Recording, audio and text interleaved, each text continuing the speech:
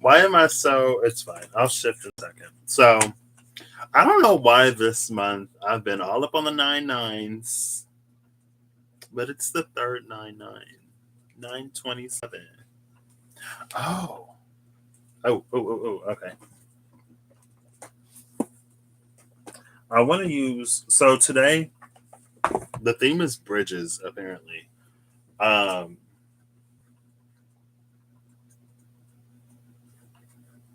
so when I was at work, I saw on one of the backgrounds on the computer, it was a bridge in China. And then when I came home and I turned on my laptop to do this, Blooming Rose, how are you doing? Hello. Hi. How are you? Excuse me. Then when I turned on my computer, it was a bridge at, I think, the Imperial Palace in Japan. So I was like, what? Bridges in China and Japan. And bridges are things that go over water. I'm glad to hear it. So I was going to pull before and after water in the mystical shaman oracle cards. Oh, wait. I think there's a bridge. And I'll use the, nope, I'm going to use, because there's a bridges card in the um, Gilded Tarot. No, the Gilded Reverie Lenormand expanded edition. I guess I should just say real quick.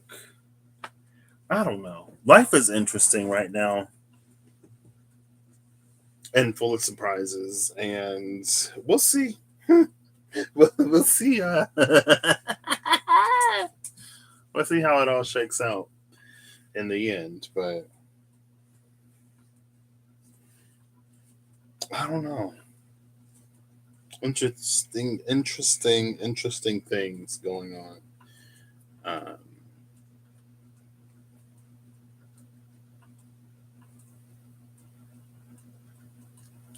and it's like at some points, well,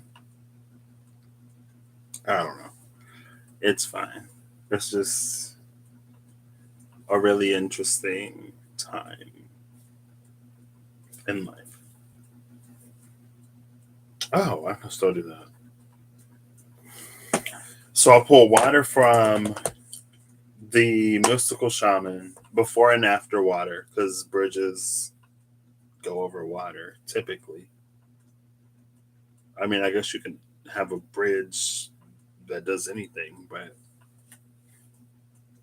and then there's a bridge card in the Gilded Reverie. And then at work today, I was listening to all of the other reindeer because they have it on YouTube. So I just played it and I listened.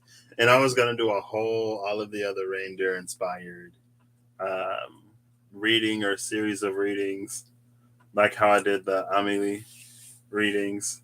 Um, and I was going to do something else too. I was watching Everlong Mystics Taurus video this morning before I went to work, and it made me. I feel like there were 3 cards because she used the Wild Unknown, and there were 3 cards I was going to look before and after to signify something, but I don't remember what it was. I don't remember, and I even I started using my phone to Well, I did this one time. I was like, oh, I'll use my phone to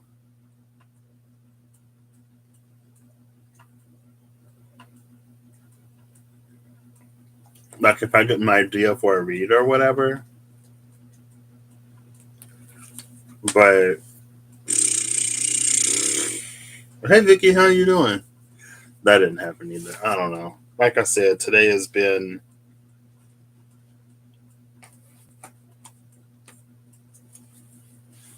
It's not just today. And then today I saw 222. It was 222, I think, when I either started or finished some cleaning. And then when I was going to the bathroom, when I looked at the clock and when I looked at the computer and I saw the bridge on the background, it was 3:33. And then when I came home, I was scrolling YouTube a little bit, and somebody had like 444 in the thumbnail. So I guess I could find the 555 to complete the whatever. We'll just start with this, and then I'll go from there. I don't know what tarot I'm gonna use. I feel like I had an interesting dream last night, but I don't remember it. My brother told me about an interesting dream that he had. You two, see? I'm like, I don't know what's happening. What's going on? I don't always see repeated numbers, but when I do, I see a bunch of them.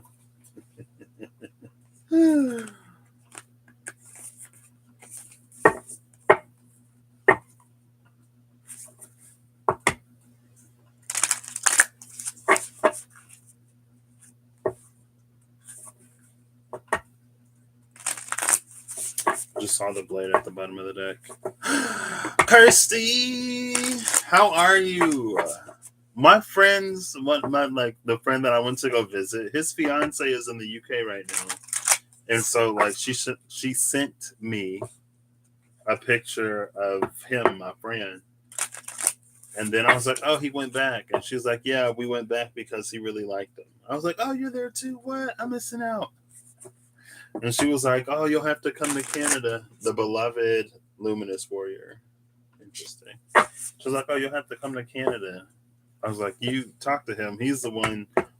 Like, I guess I've traveled with him. He's the planner. I just like show up. You know what I mean? I just show up and I'm like, what are we doing today? The ghost dance in the circle. I'll give this one more shuffle. I've been shuffling it for. Whew.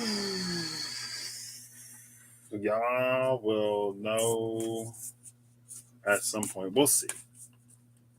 Again, it's just a lot of very interesting things happening. Oh, you want to see a little piece of synchronistic magic? So remember how I was like literally just like I saw 222, 333, and then when I came home 444. Maybe I should go and find the 555. Well, card number 55 fell out of the deck, and the bottom of the deck is number 5. Oh no, it's not. It's number 4. I thought Beauty Way was number 5 for a second. It's not. It's not. Oh, but then there's a 3. 7. 3 plus 4 is anyway.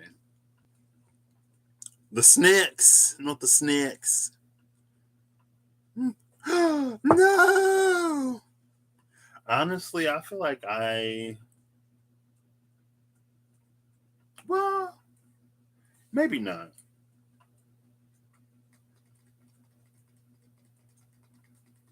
I'm not sure. I think I don't know. No, Mercury's not. Mercury is too far from Saturn, right? When Saturn goes direct, I'm gonna have my third and final Saturn return. I think hold on.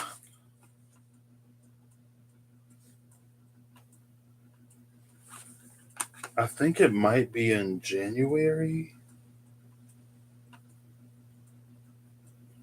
And if it is, that might be interesting. 1990s.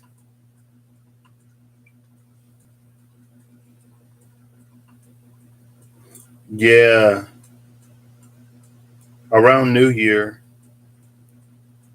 I'll be having my last Saturn return,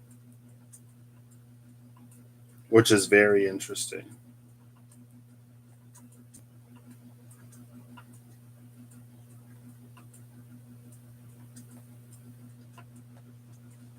Anyway, enough about me. Oh, goodness. Did I say hi to Vicky? How are you doing, Vicky? I can't remember if I did or not. I think I did.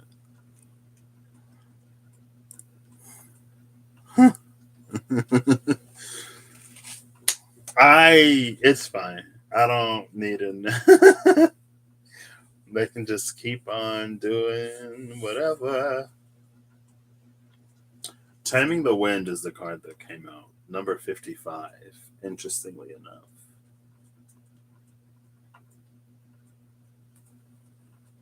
And it's interesting that Taming the Wind came out because the Wind and Taming the Wind, I used this deck one time and they were there.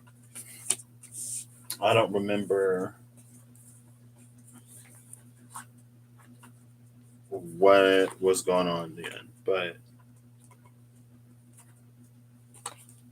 Taming the Wind is interesting. I mean, I guess there could be wind tamers, but for right now, at least, Taming the Wind, it doesn't. There's something about control, right? Like taming the wind doesn't necessarily mean that we control the wind, just like taming an animal doesn't necessarily mean we control the animal, because that animal is still going to have their animalistic urges and and stuff like that, right? Like we might get along, we might be able to teach them a few commands, or we may be able to hook something up to the animal, like we put a sail in a certain direction, or we make, oh, now I gotta go for the runes.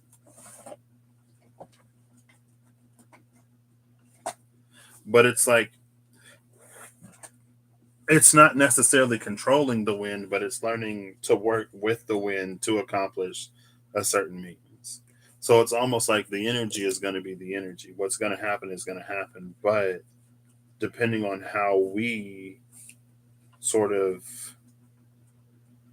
I guess, align with it is the easiest. Well, no, depending on our alignment, that's going to affect how the wind moves through our lives, right? It's like if you're in, because I know on campus there were a lot of tall buildings.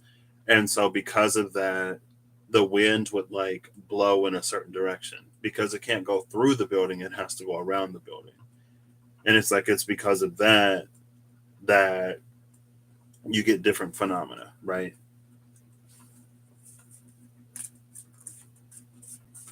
And that makes me think of is it the leaf cotton and Eddie? Yeah, it is the leaf cotton and Eddie in the Dysology. Yo, U Sacral came out. This is like version one, okay, of the rune. So it's not a 1332,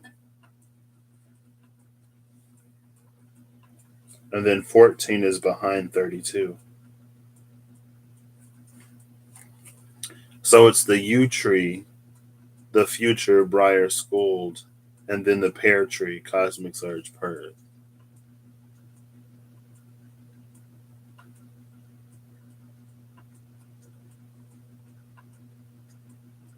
I'm actually going to take both of those from the bottom, especially after talking about how it's like depending on our alignment. So, our alignment would be how the buildings are sort of structured, it's the geographical landscape. Okay. So, it's like there could either be like buildings that are sort of structured in a certain way. Maybe there's like a mountain nearby. And so, because of the mountain, it creates a certain weather pattern because of the wind. But it's like our alignment is going to make certain things whatever as the wind is moving. Since it's taming the wind and taming the wind is upright, there's an almost like implied, like we are aligned to receive something, or we are aligned to experience a certain set of experiences that will move us further down a trajectory or pathway. Since this is taming the wind and we're talking about bridges because bridges were such a thing, maybe it'll be a little bit of it's like I think they're hawks, birds that go into the updraft, and so they don't have to exert the energy to ascend in elevation. or to rise in altitude, they let the updraft sort of lift them, and then they can just like glide from there, right? It's almost a little bit more of that gliding energy because of the bridges. Hola, Holly. How are you doing? Just finished cleaning out your truck. Hey, who is this? Oh, why are all these cards coming out? Oh, number 23. Here's 32. The bear, the man, and mice. The bear, the man, and mice. It speaks of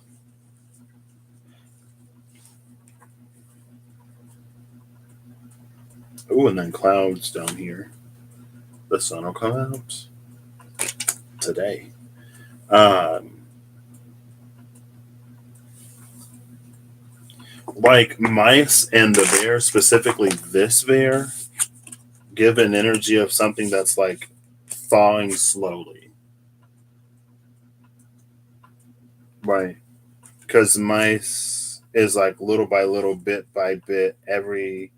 It's like how change adds up.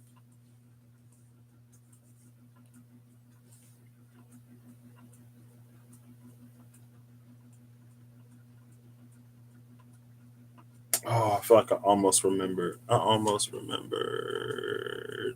Oh, snap. Happy early birthday to your son. Oh, wait. I think I knew that. Y'all were Libra and Aquarius. Your twins turn 22 tomorrow. Well, happy early birthday to all the children of the chat. Children of the chat.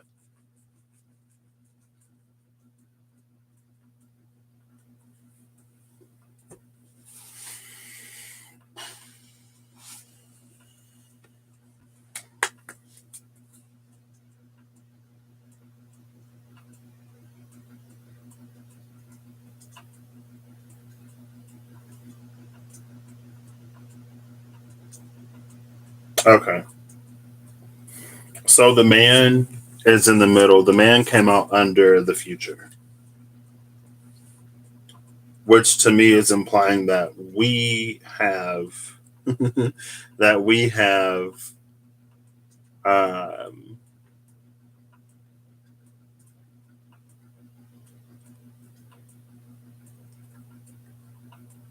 we have a part to play in whatever this future is, right? You, sacral, is coming out with mice. So this feels like there's an implication of a journey because the yew tree, it regenerates itself from the inside. And so there's something at our core that's been um you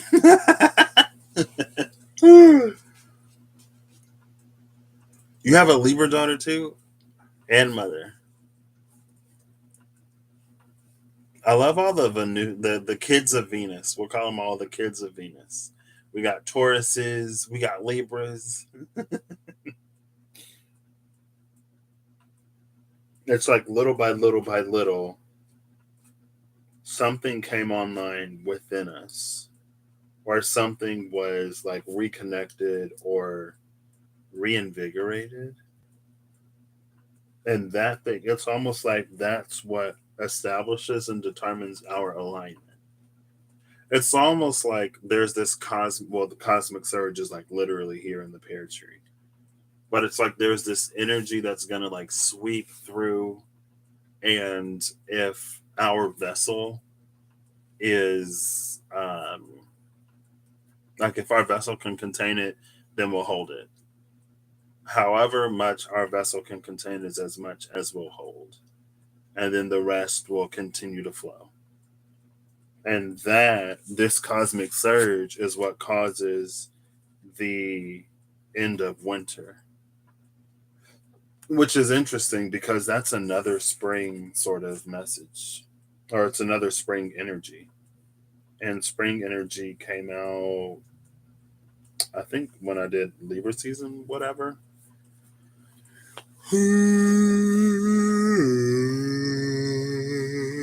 Excuse me. And it's like, we're going into like the autumn, we're going into the fall. Why is it? I mean, I guess it's spring somewhere. In the southern hemisphere, they're experiencing spring.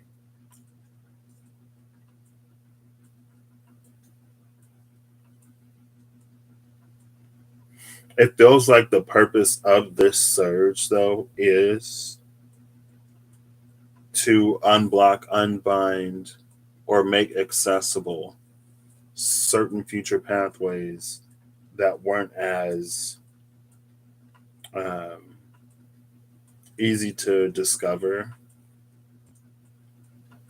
in the past. And again, like the man is here under the future. So it feels like we're ultimately in a position to choose or decide which path we take.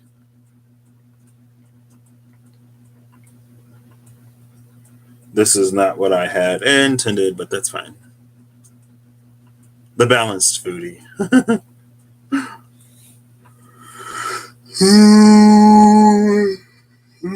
Excuse me. Okay. I think that's it. Yeah. All right. Can I shuffle these now and not get cards? Wait, what was that? Oh, I almost remembered. I was like, oh, I'm not gonna forget. I'm not gonna forget, so I won't write it down. Forgot immediately. Immediately. So that's interesting. That's nice.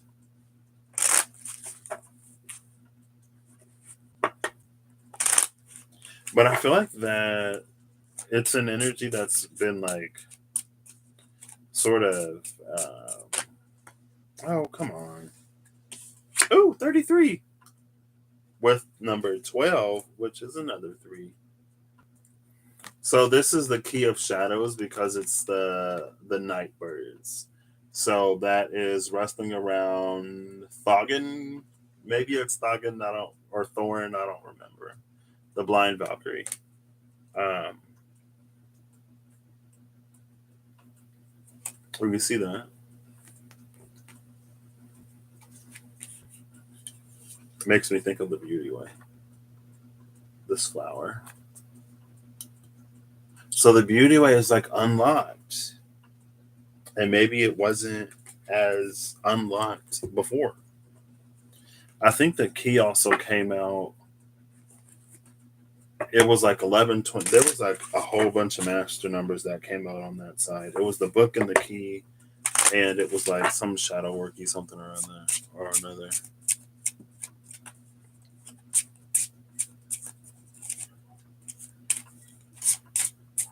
Yeah, I feel like choice and I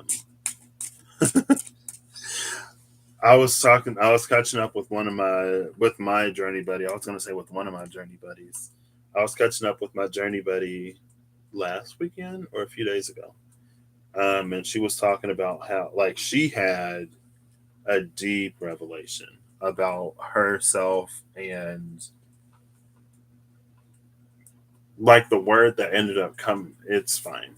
She had a profound revelation about a deep seated subconscious feeling that she wasn't fully aware, or it was almost like a truth that she held that she wasn't fully aware that she was holding, that would like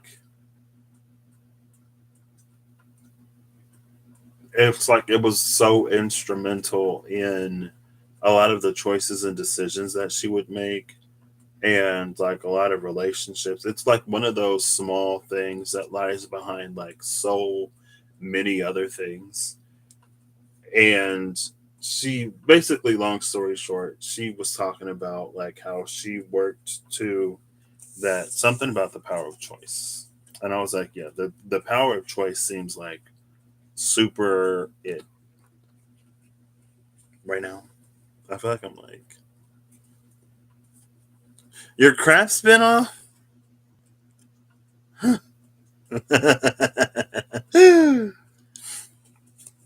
I drank more water one day. I didn't know I was as dehydrated that I apparently was.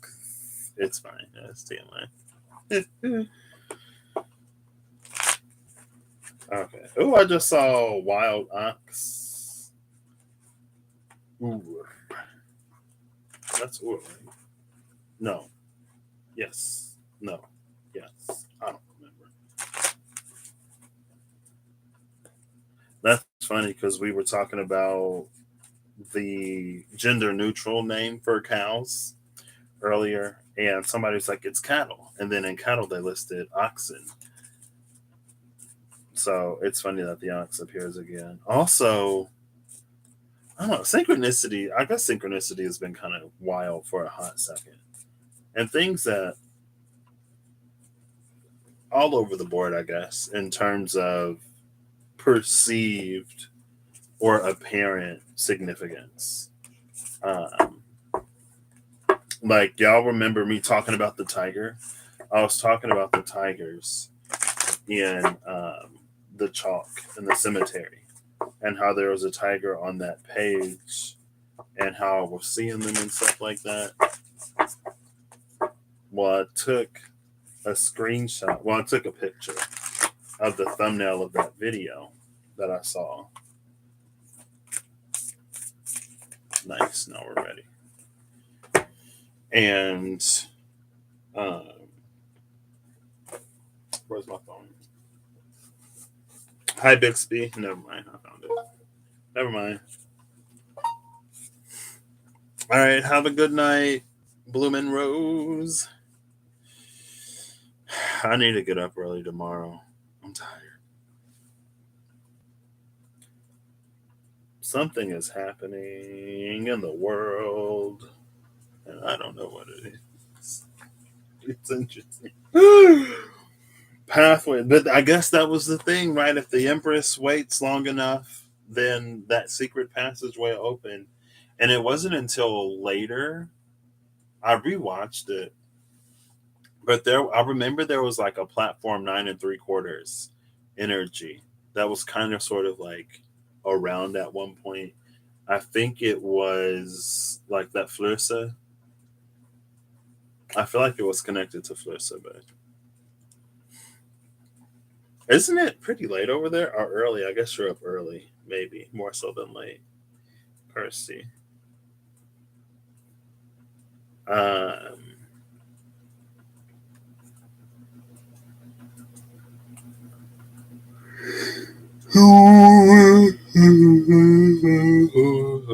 excuse me.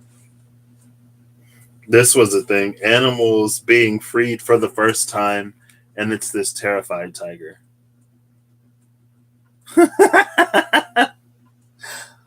This tiger is freed for the first time, and it is terrified. But I guess that's the thing about being born and raised in captivity. I guess it's just like being acclimatized to one environment and then suddenly being introduced into another.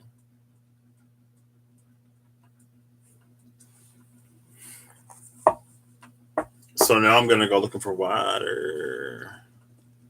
Oh, you woke up and couldn't get back to sleep.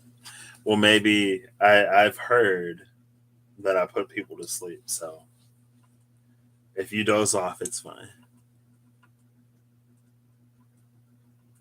Yeah, I didn't actually watch it. I just I saw the thumbnail. I was like, oh my gosh. Ooh, so the Gatherer.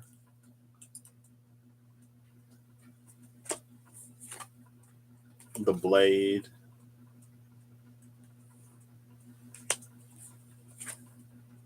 and the Coyote are the first three cards. That's oh look. Oh snap. 1221. And the Coyote and the Gatherer, separated by the flat six of the Blade.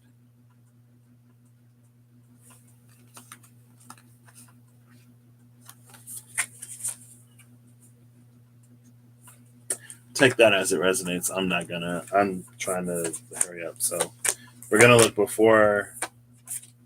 Oh, darn it! I'm trying to look before and after water so I can get this started.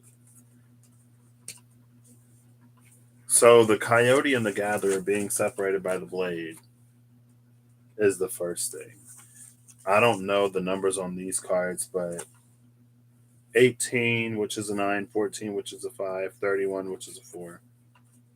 The lower world, the curse, and the earth keeper.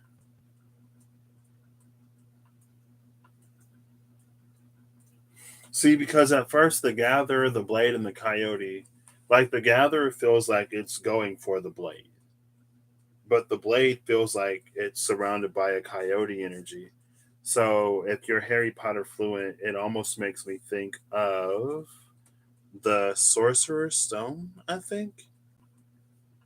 And it was like the one thing, it was like only the person that wasn't looking for it could find it. But it's just this energy, it feels like it appears as something else, right? And then it's the lower world, the curse, and the earth keeper.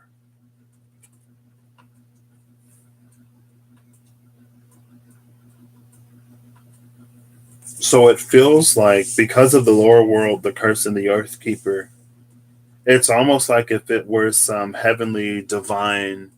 I don't want to use the word relic, but what's another word for relic that is less not artifacts, because item, I guess it's almost like some divine mystical item,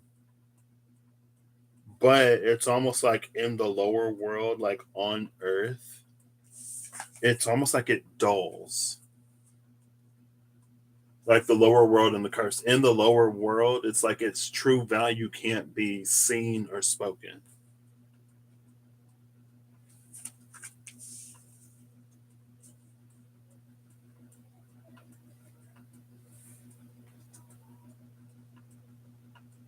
Honestly, I feel like another way to read this is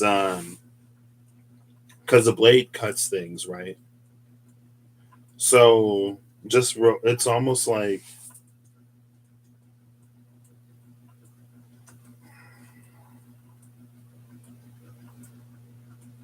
I feel like I'm gonna keep losing it.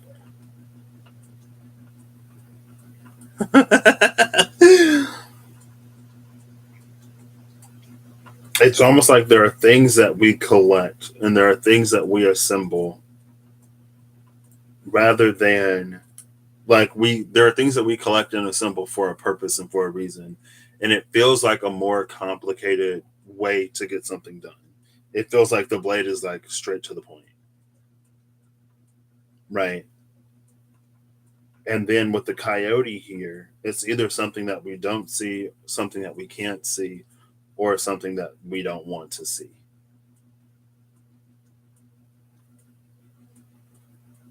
With the lower world and the curse, like it's reading as like self image or self worth.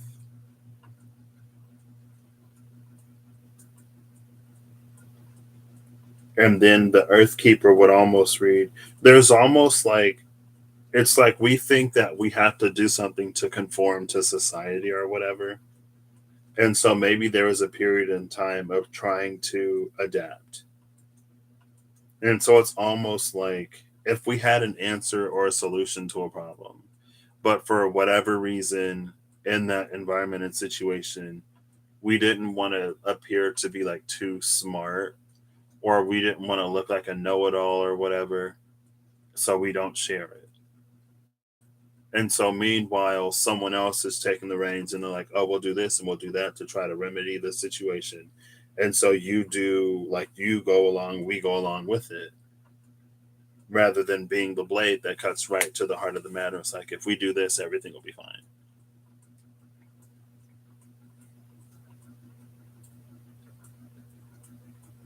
Anyway, I feel like I almost had it, but then it was like gone. It's almost like that kind of energy.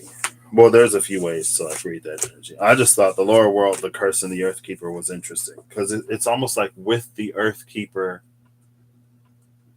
it's just like it's that lower world energy where it's just like it's not able to be sort of expressed or seen in its fullness on earth. Or now the deck is in reverse.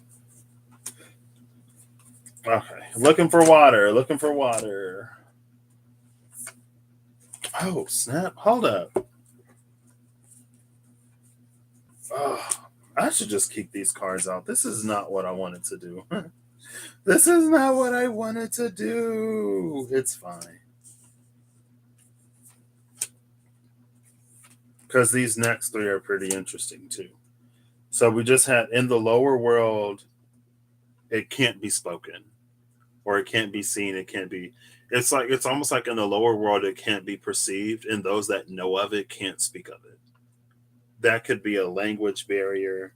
Or it's like, well, how do you communicate? It's almost like how do you communicate Wi-Fi to someone that doesn't even understand electricity? You know what I mean? Maybe that wasn't a good metaphor, but it's like that energy. It's like how do you communicate um, the joy of something sugary and delicious to someone that doesn't even have taste buds, that doesn't even know what taste is? You know what I mean? I want sugar. It's fine. Five is the beloved. Four is the beauty way. Yeah, okay. So then we have the serpent, right? Serpent, all about transformation. No, that was the butterfly regeneration. It's all about transformation, shedding skin, whatever. And it's like it's going higher and it's going lower, but we'll focus on the higher one, right? It's shedding its skin, it's expanding, and once it reaches a certain level of expansion, there is something that has to be sort of let go of. It's almost like once you know, so you can't pretend like you don't know. Once you see it, you can't unsee it. And then there's the beloved. The beloved, under the curse especially, would be the point where it's almost like it's a level of self love that we reach within ourselves where we wouldn't put ourselves in certain situations that compromise our, I want to say emotional integrity, but it's almost like it's like where we love ourselves.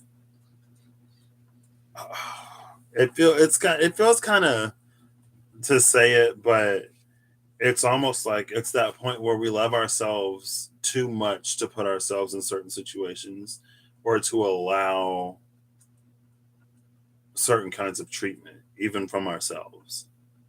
Right. And so, whatever would have kept us silent and non participatory and just in a flow and an established flow rather than like our flow. Like, this is the eddy. This is where the wind gets trapped by mountains and buildings and all kinds of stuff. So everything just sort of like circulates and rotates in the same area. But there's this flow where it's like it continues to move. When we reach that space of the beloved, then we come up into the middle world, right? And it feels like in this space, maybe we can begin to see what that blade is, or we can begin to see what can't be spoken in the lower world. So let's just keep going three by three, I guess. Oh gosh, I did it again. The sweat lodge, the Andean cross, and the giveaway.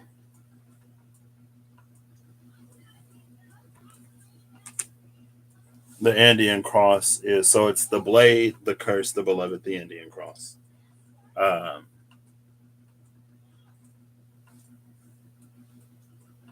I think the sweat lodge it's like behavioral shifts, right? So it's like we think whatever we think for as long as we think that. And because we've thought that way for a long time, we fall into a certain pattern of like decision making and choices and behaviors and stuff like that. Once the thought changes, or once like the underlying truth is sort of recognized, challenged, and then consciously changed, we come into a greater understanding and a greater awareness of sometimes even just the space that we make choices and decisions from. But at the same time, it's like we have to put in the time or effort to break old habits and to establish new ones. The sweat lodge feels like that period of like relearning or reliving. I don't like reliving. What would you say?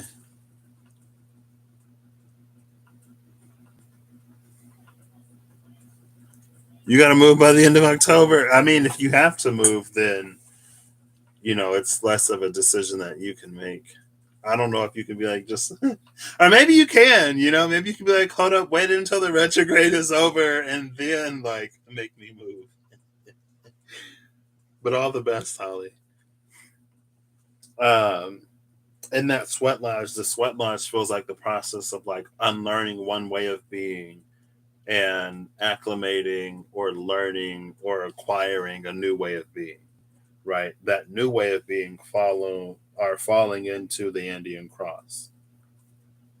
And I love the giveaway after the Andean cross because it feels like being in a space of it's receptive to the flow of abundance. It's receptive to energies that it was blocked from before. And so maybe it was like really easy to complicate or really easy to overthink with that coyote that came out before. It was really easy to misinterpret, misunderstand, or to sort of like see in a certain way. Right. Then we have the medicine wheel with the serpent. The serpent is on the medicine wheel. So if you're curious, after the lower world, in this column, it's the serpent, the sweat lodge, the medicine wheel. After the sweat lodge, it becomes medicine, right? We unlearn that, I mean, shedding our skin, unlearning, relearning, and then the medicine wheel, it all falls within the same theme. Um, the spiral, the medicine, the wheel, and the spiral. Interesting. And then the child, number 7.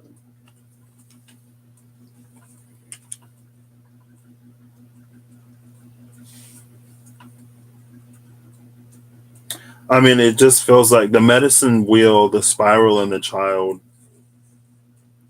Again, it's like the medicine wheel and the spiral is like maybe there was something that either we were in the process of learning. There's a medicine that we were in the process of like we were in a regimen of like take this medicine however many times a day for however long a time, and it will cure your whatever, right? And so spiraling was the thing that we did when we were like taking the medicine, when we were on the medicine wheel. And it's like it would come back, and so we would take the medicine, and then it would come back, and we take the medicine, and it come back, we take the medicine. Like that was the sort of like sequence of events. That's how things will play out over and over. But with the child is carrying an energy of like getting to experience something brand new. And like not only getting to experience something brand new, but because it's a child, it's going to be maturing in that brand new. So the child is basically off of the wheel, out of the spiral. The spiral, that's the eddy. That's what I was talking about, right?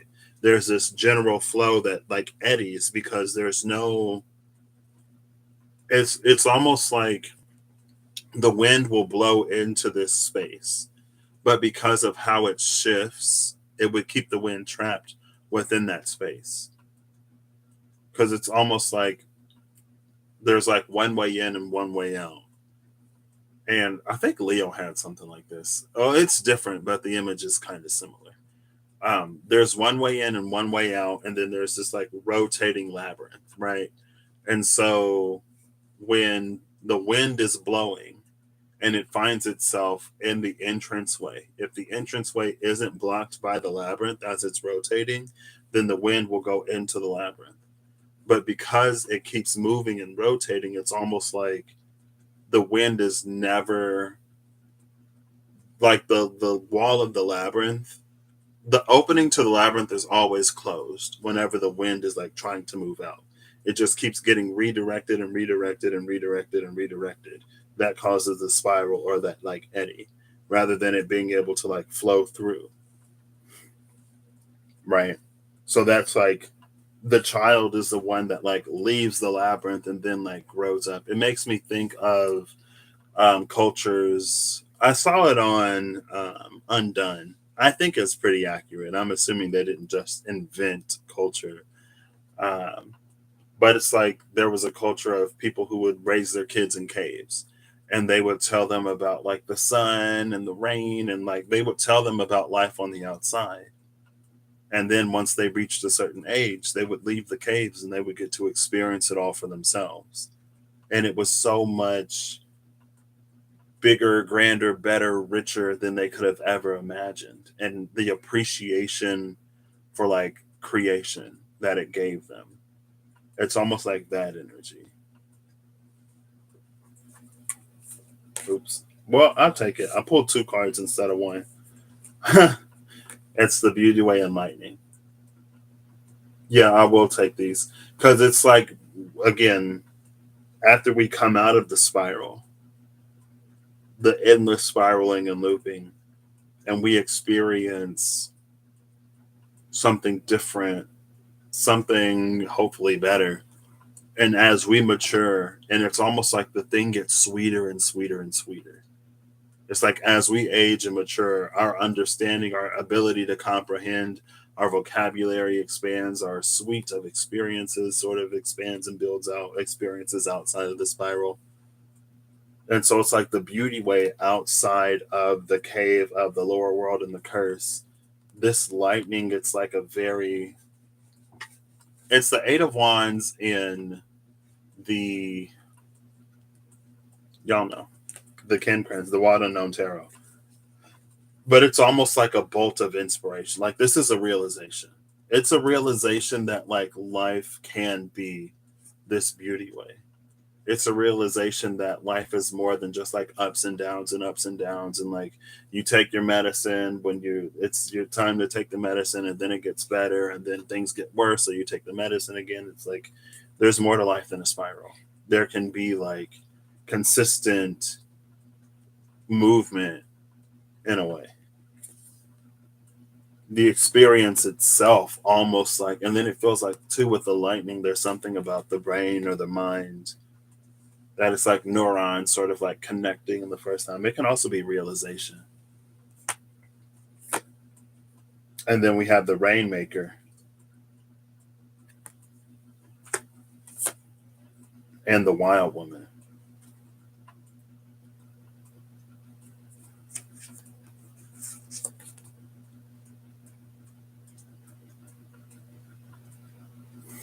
The Rainmaker and the Wild Woman, they're reading like perspective to me. Like the Rainmaker is kind of looking down, the Wild Woman is looking up.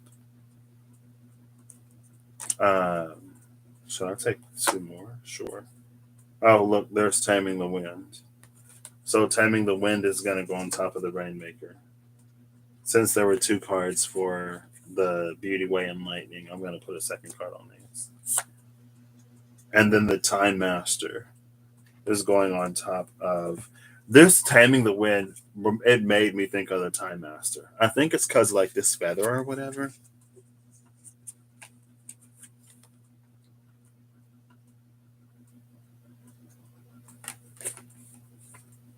So Taming the Wind goes on the Rainmaker. The Time Master goes on the Wild Woman.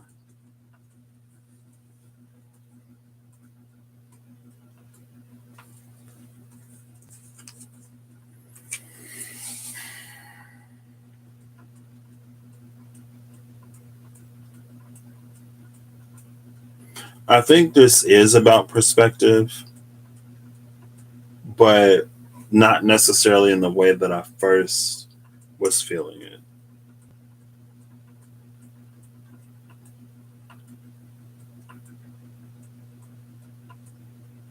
It's almost like just because we theoretically and someday hopefully in practice escape the spiral doesn't necessarily mean that life is going to be all like sunshine, rainbows, and stuff like that, right? It doesn't mean that there's not going to be difficulty, and it doesn't mean that there's not going to be challenge in life. But something about the rainmaker and taming the wind is able to face and transmute things as they happen. So it's almost like the rainmaker and taming the wind can go through the experience without being without like sinking into the experience. Because it's almost like when we sink into the experience, that's when we need the medicine of the medicine wheel to like lift us back up.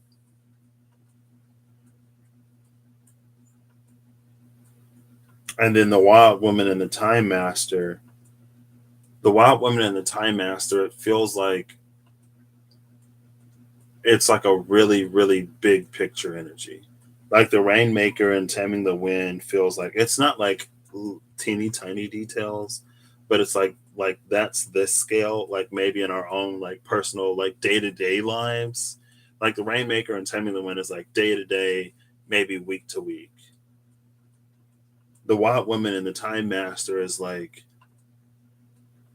it's like decades of our life, or like the entirety of our life, right? Like Wild Women and Time Master is like, I want to be an astronaut when I grow up.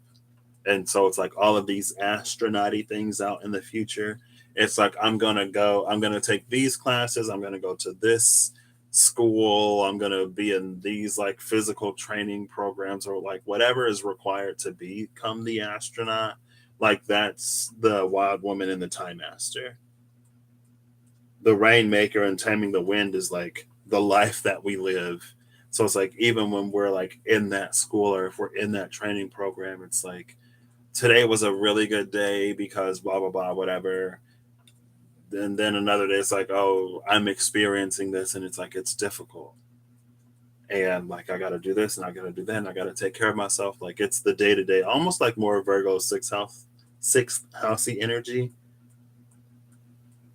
And I guess 12th housey Pisces energy would be like the time master and the wild woman. Almost like more like the grand scheme, but we get to that grand scheme by living the day to day. But it's just like this ability to be in both and to not succumb one to the other, right? So it's like even if we have this dream or this goal of becoming an astronaut someday, it's like we don't get so fixated on that like we ignore the important things that happen like every day,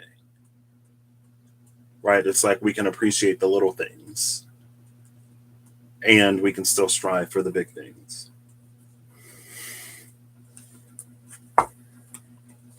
I'm just looking for water. What? Where's the water? Oh, well, here's the wind. Okay, we get the wind after taming the wind. The hummingbird, the wind and the hummingbird. Okay. And then many paths.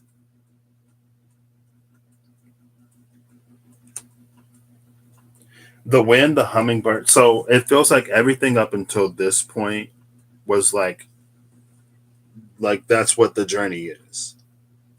Like that's that's the general flow. It feels like the wind, the hummingbird, and many paths. It's reading like some kind of divine assistance, right? And it reads that way because the hummingbird is flying into the wind. It's flying away from many paths and into the wind. Right. So the whole labyrinth, underworld or lower world, whatever situation was this like one way in, one way out. The wind flows in and then the labyrinth spins and it can't get out. But it feels like the hummingbird is flying into that labyrinth to help us find maybe another way. Because maybe we perceive it as a one way in, one way out situation because we've been inside of the spiral for however long, or because everything sort of points to the spiral in a certain way. But it feels like this hummingbird would be descending from the upper world down into the labyrinth to try to like help us find the way sort of like up, right? Instead of like whatever. And that's what it feels like the bridge is. Like the bridge is taking us out of, oh, that's a card in here. Is it the labyrinth or is it the maze? I don't know. It might be I don't think it's the park. Um, there's a card in, I'm pretty sure it's in the Gilded Reverie with like a bunch of people in a labyrinth. Or maybe that was the Enchanted Map Oracle cards because I think there is one in here too. But I remember one day it was like the maze and the flying card came out together or something like that. And it was like it's flying over it rather than like being on the ground anyway. Oh, hold up. Where did the wind go? Oh, here it is. I put them both on the same one. So it was like the hummingbird and taming the wind and then many paths.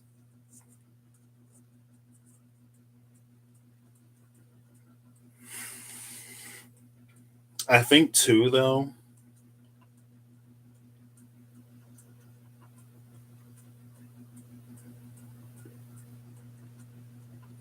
the wind, the hummingbird, something about this, like it feels like the hummingbird is coming to us to try to help us navigate the labyrinth, the maze, the spiral.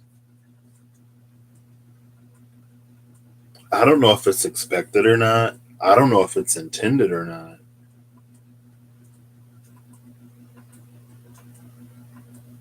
Oh, maybe that's how it helps us get out.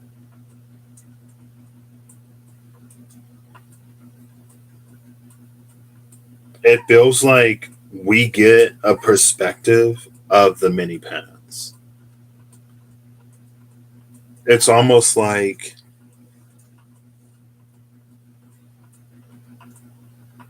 the hummingbird has this bird's eye view as it's flying into the spiral to try to sort of like help us discover the way out of it. But it's like it feels like we get the vision of the hummingbird. If we get the vision of the hummingbird and the man did come out under the future, then it's almost like maybe the hummingbird, like we use the eyes of the hummingbird to sort of like see our own way out. And then it's almost like maybe we can see the different shifts and changes or whatever. Like it feels like we get many path sight. Like we get to see how these many paths unfold or something. I don't know. Fire. Can I get some water? So now we have fire under the wind, which is explosive. That's an explosive combination. Sex tiling. Is there anything in Leo or Sagittarius? I don't think so. I don't think anything is in Leo or Sagittarius. I mean, I guess there's more than just the sun in Libra, right?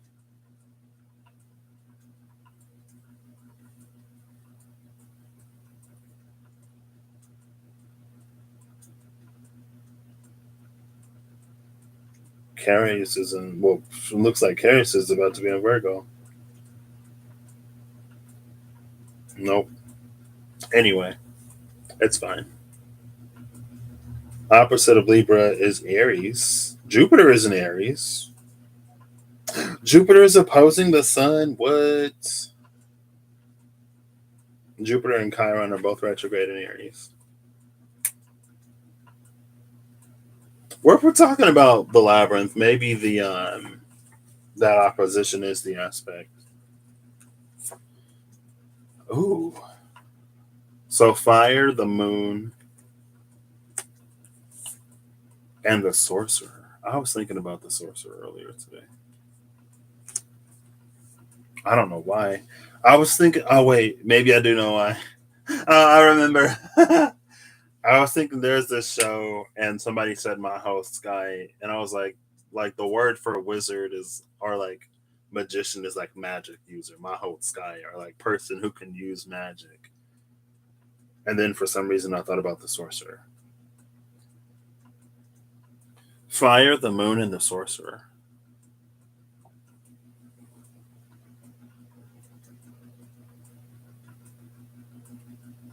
I think so. Fire is illumination. Fire provides heat and light. Nobody said Bixby. I'm here if you need me. I don't need you. Thanks, though. I feel like that's one thing Bixby does a lot more than Siri, though, low key. Like, Bixby will just, like, be like, I'm here. Okay. And Siri doesn't as much. Anyway. Um, Fire, the moon, and the sorcerer. Like, it's reading like the sorcerer is able to extract properties of the sun from the moon.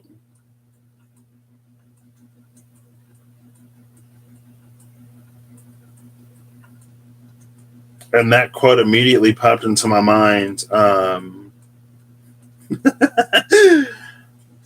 Was it zeal without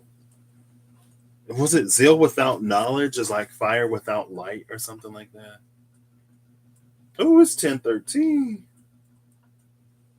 Let's see.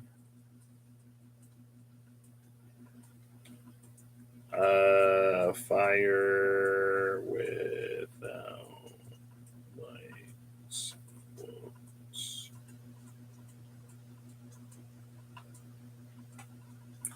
Artificial intelligence reduces a 100,000 equation quantum physics problem to only 4 equations. It's fine. Zeal without knowledge is fire without light. That's the quote. Zeal without knowledge is fire without light. Immediately popped in. Oh, zeal without knowledge is fire without light. Maybe the sorcerer is the one that has the knowledge. Because the sorcerer has the knowledge, that's how she's able to get solar things from the moon. Because the moon is a mirror to the sun.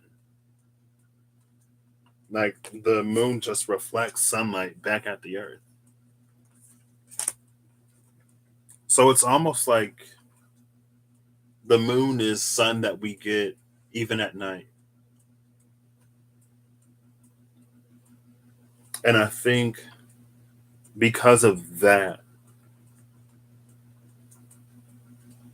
there's this implication. It's almost like after we go through this process, and maybe it's after we get the hummingbird vision, there's something about the way that we're able to perceive that space where we see something that was like there all along. It's very like it was there the whole time and I didn't even know it type of energy. But once you know, you know. Didn't I say that at some point earlier? Something was like maybe that was the curse, the lower world, the curse, and the Earthkeeper, or it was like the blade and the coyote. Like once you know, you know, and you can see how it's like it's been there the whole time. I also love just this like little illustration of the rainbow going like straight through. You know, this is the flow, the rainbow flow, rainbow bridge. I'm still looking for water. I gotta look at the. Still gotta look at the judgment is fire. The reason why, so somebody just referenced judgment as a Scorpio card because I think it's associated with Pluto, which rules Scorpio. But I think traditionally judgment was fire, like the element of fire. So moon in Scorpio, that's like judgment, moon, sorcerer.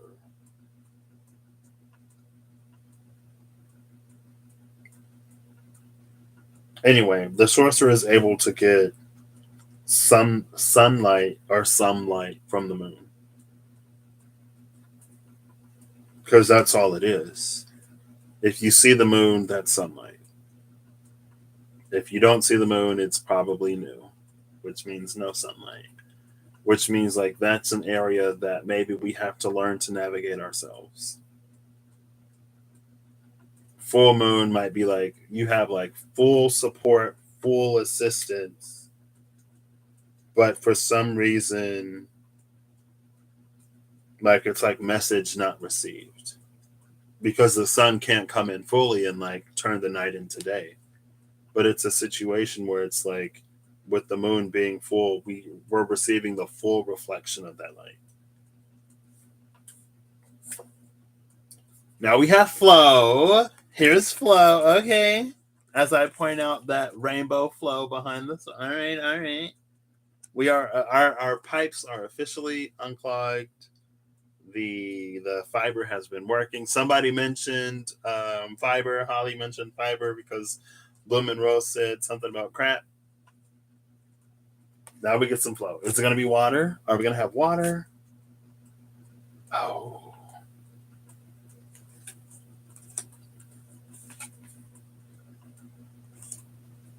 This was a long way to go.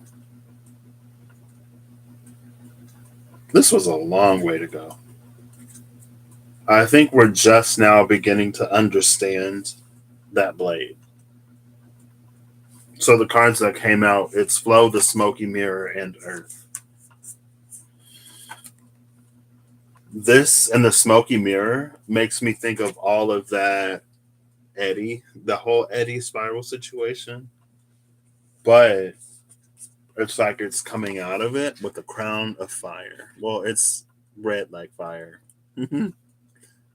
But it's almost like it's above this whatever.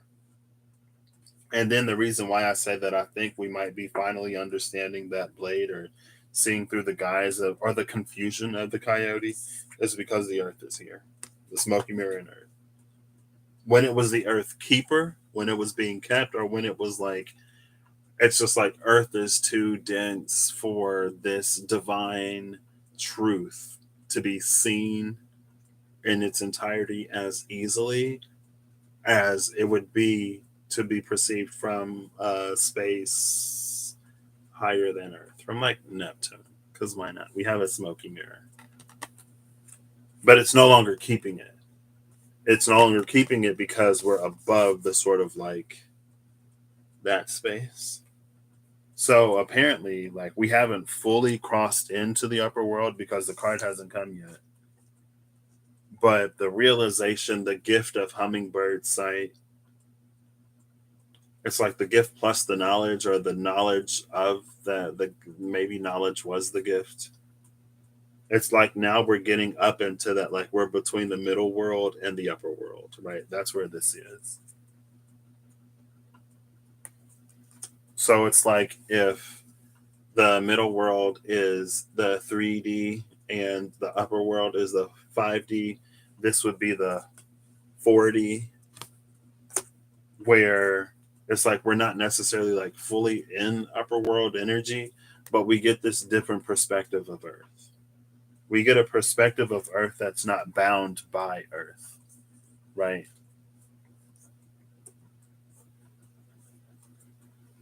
It's almost like we're able to get a perspective that's not all in it's not rooted solely in our own experiences. Look how far into this deck I am. Oh, water! Water! We get water! Finally! Some water! There you go. Now I have a conundrum. Because this is the first, I was about to start a new 3-card series. And water came out first. But I was going to pull before and after water. Do I finish the series? Or do I just. I think, oh, this is not what I planned. This is not what I planned. It's fine. So I'm going to look at the series before, the 3 before water, the 3 of water, and then the 3 after water. I think. Well, that's how I'm going to do it. So water is going right on top of flow. Look at this. So I've told y'all how I'll see like fire, temperance, water. Or it'll be like there was one time it was like a water overall energy, but it was like a lot of fire. And so like the energy of temperance was just like present because that's how we go from fire to water. Right. So it's fire, flow, water. And then temperance cards, a lot of times they're like pouring the water, that flow, fire, flow, water. That also makes me think of the magician in the tarot apocalypsis, where it's like heavenly fire becomes water. In the upper world, it's fire. In the lower world, it's water. In the upper world, well, here would be like in the upper world, it's fire. In the middle world, it's water. In the lower world, we don't know what it is. There's no word for it. That was the curse. We don't know what it is. But when we get to the middle world, we see that it's the water, right? When we rise above the water and our crown touches the 5D, when our crown touches the upper world, but we're still like not fully in it, that's when we sort of see it as fire. So in the in between, there is this flow between water and fire where it's not fully one and it's not fully yet the other because it's in between, right?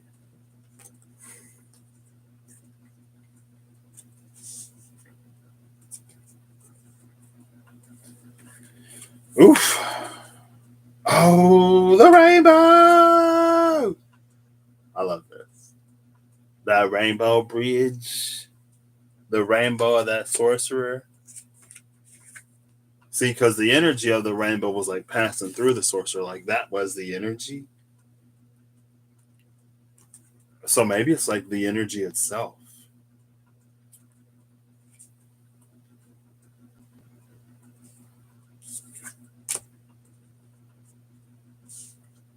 Yeah, so I guess we're definitely like breaching the upper world where we start to see the energy as that's almost like we could see the energy moving rather than just like feeling it or whatever. Oh. Ah! Magic. Number 33.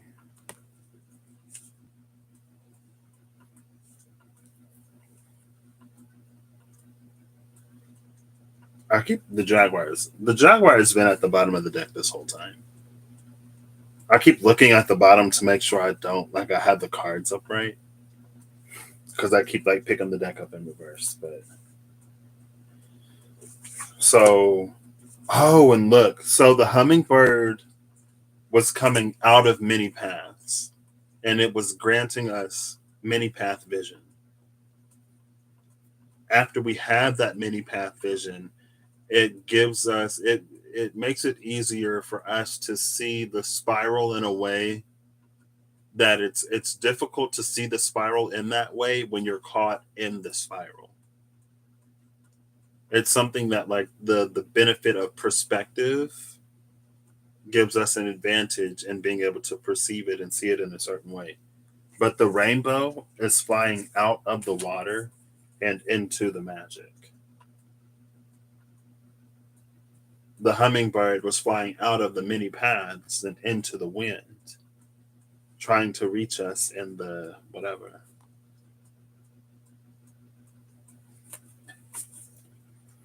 I mean, but if like the flow between fire and water is almost like obviously magic, you know what I mean? I mean, I guess it's not obviously magic, but it's indicative of some kind of magic.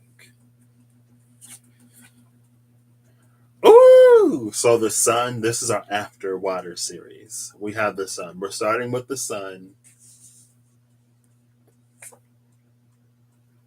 the council,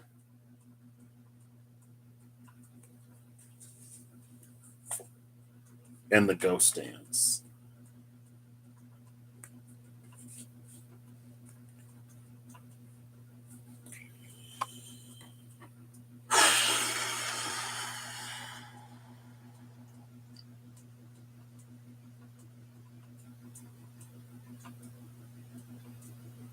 Oh, snap! Hey, Janelle. Hot Springs.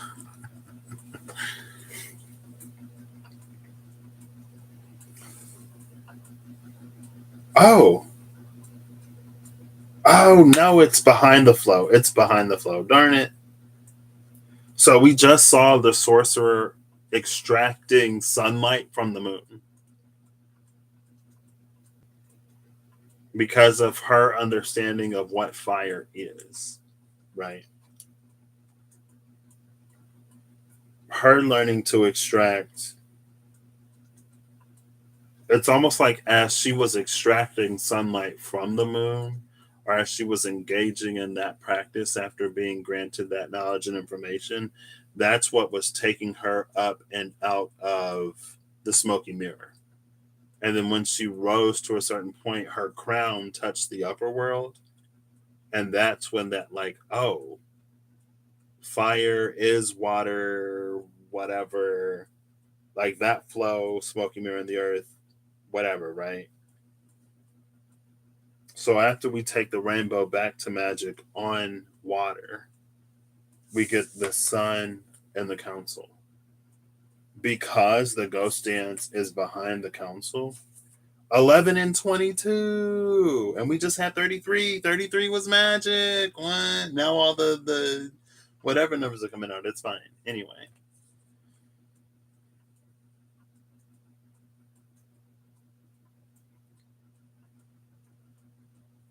It's almost like we can see the council. It's almost like in the lower world under the curse, the council were these ghosts. But now that we're sort of like rising out of it, it's almost like we see the ghosts from the ghost dance as the council because of all of the illumination that the sun provides. Okay. I feel like I literally don't have to go anywhere else, but I'm still going to do it. Oh, who was that? Oh, it's two cards. I'll take them. I'm going to put them back in the deck, but the serpent in the mountain. The serpent was the thing that initiated the medicine wheel. That's the thing about the Yeti. Sometimes, most of the time, with that leaf caught in an eddy, it's almost like there's this mountain and the wind blows against the mountain, it like blows back. And so we'll like eddy, right? But with the spiral, we spiral upwards. And then there's going to reach a point where we're high enough to clear the mountain. I feel like that's what the serpent in the mountain was. Like we keep going through these processes of like shedding, expanding, healing, taking the medicine. But every time we get a little bit higher on that spiral until the point where we can clear the mountain. Now there's more than one like it feels like there's an express way to clear the mountain or something, or if there are mountains that we haven't cleared, maybe we're going to be getting assistance in the form of that hummingbird, right?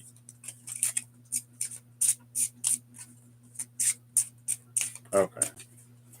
Let's find, I'm going to pull right from the bottom.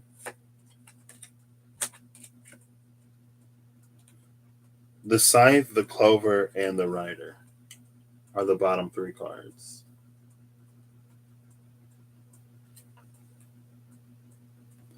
The scythe implies quickness or rapidness. The clover is a change in fortune. And then the rider brings a message. That's interesting though, because it feels like it isn't necessarily always as immediate. Like I think the rider is a pretty quick energy too. Maybe it's like message received. Oh, it's message received. It's message received where it was like lost in translation. Or goodness. 1 second. Hold up. There's my ceiling. I don't know why all of a sudden my whole little camera wanted to fall. I said message received and the camera was like, well, reading's over. Come on. Really? For real? Is that how we're doing this? Ugh. Oh, wait. Now it's going to fall this way. It was getting a little warm back there. Now it's blurry, but that's fine.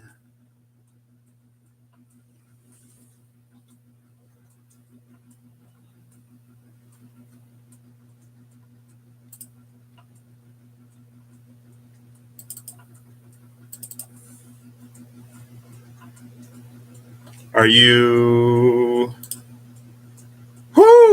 trying to give me a heart attack? Yes. Apparently. 1 second.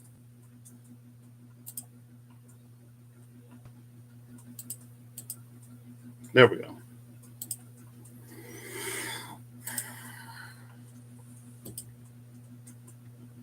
All right. So with the blade and the coyote, it was somewhere earlier in that. It was like I'm pretty sure it was with the coyote energy. It was like miscommunicated, misperceived, misunderstood. It was lost in translation. The sign, the clover, and the rider feels like message received, and it's like it's a fairly quick like turnaround. It's interesting though that the action of the scythe. Well, it isn't. It is, but it isn't because of the Grim Reaper and because of the Death card and the Grim Reaper. It's easy to like read the scythe as something that's like quick, but it feels like it's like not great feeling. But the scythe is literally like the way the reason why it's shaped and designed the way that it's shaped and designed is to make harvesting things a lot quicker and a lot easier. And like we see the grain, so we know it's a scythe of harvest. Maybe that's what was like, that's the part that was lost in translation. Because we would see the scythe, we would think of death, we would think of the coffin, we would think of decay, we would think of a dark night or some impending difficulty. And it's funny because I've seen like dandelions pop up within like the past week. I'm like, isn't it too cold for dandelions? Like, isn't dandelion season over? Like, aren't dandelions a beginning of spring thing? Apparently not. Apparently dandelions are like a fall thing too. Like they're maybe they've always been an autumn thing. I don't know. But then with the rider, it's like we get it. Or that's what it's reading like. It's reading like we get it. We're not seeing it as what we perceived it to be before. And again, with the sun card here now, there's a level of clarity that it's almost like it wasn't possible to have for us in whatever specific area because of wherever we were in life in like specific areas. Like that's why it was a moon. And we had to extract the information and knowledge from the moon by utilizing the principle that like all of the light that we get from the moon comes from the sun. The moon just reflects it back to the earth. And here is the earth.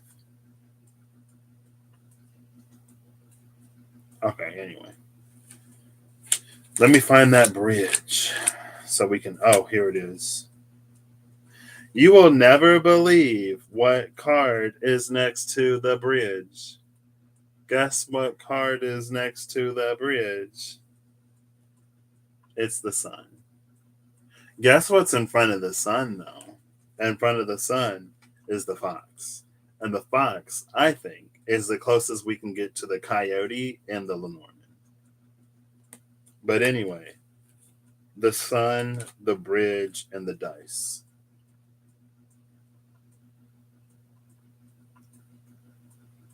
Clouds is on the other side. I love that. I love that Clouds is on the other side. Clouds and the fox. That's heavy coyote energy. But it's just like we weren't, all we knew of the coyote was its tricks. But it's almost like it's like a game of charades. Or it's like a game of password. Or a game of, it's like one of the taboo. I think it's taboo. Taboo, literally. It's a game of taboo because of the in the lower world. Where it's like there are certain things that you can't say. But you try to like, so for anyone who might not know, it's one of those games where you have to guide someone else to a specific word or phrase. But there are certain things associated with that word that are like dead giveaways that you can't say. And you also can't say what the word is. So it's like it's coming up with all of these creative ways to try to communicate something to someone without saying one of those taboo words. And then it's like when you're trying to do it, like this is the level of difficulty. It's like the clouds and the fox. It was all of that coyote energy. It was the curse in the lower world with the earth keeper, that which the earth kept, because it's just like you can't say these words on earth. But as soon as like we go off earth, as soon as we enter more into like the spiritual, the energetic, the ethereal, now we start to have like these concepts that we can communicate. And then it's like, oh, like you got the word. Great. It's easier because like there are less words on the taboo list. Like let me just Google taboo. Well, let me Google taboo game so I can show y'all what these cards look like.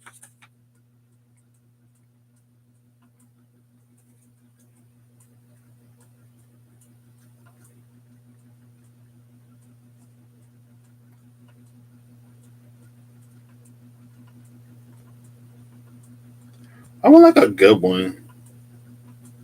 Here we go. Maybe not. So this is what they look like. So the word at the top is the word that you try to get the person to guess. The words on the bottom are the words that you can't say as you try to get them to guess that word.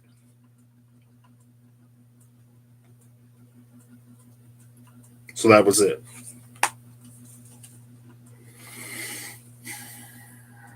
I do love that the dice come out on the other side of that bridge, though, because dice implies it's still chance. I guess it's still not guaranteed, but at least you have some clarity now where you didn't before. Maybe let's see. I'll read dice. Um,